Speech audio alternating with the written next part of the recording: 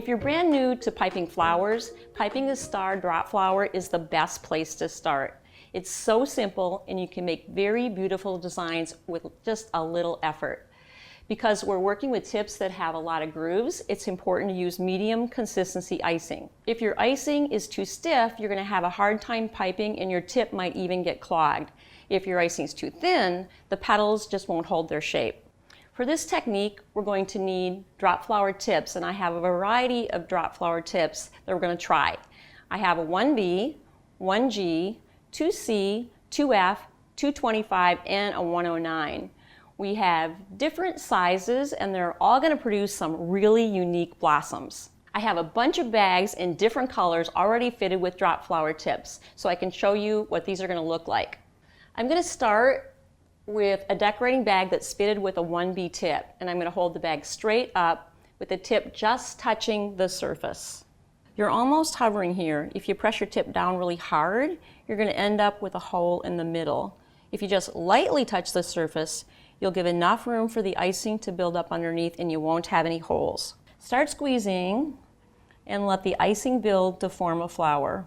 Stop squeezing and then we pull the tip away. That's really important. If you don't stop squeezing, you're going to get a lot of texture going upward, which is fine if that's the look you're going for, like if you're piping a hydrangea, for example. But if you want to remain somewhat flat, stop before you pull away. You can also pipe a center if you like. That's just totally up to you. I'm going to go ahead now and show you the rest of these tips.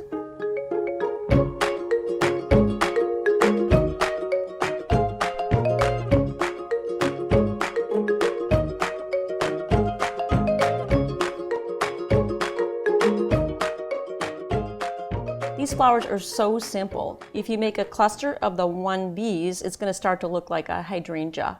The 109 is really interesting too, and the petals are more turned out, and that's because of the shape of the tip.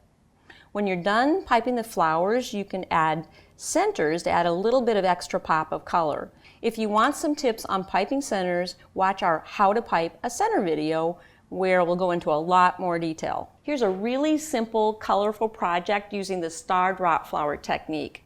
It's such an easy way to add a pop of color to everyday treats like cupcakes, cookies, and you can even do it on brownies and pies.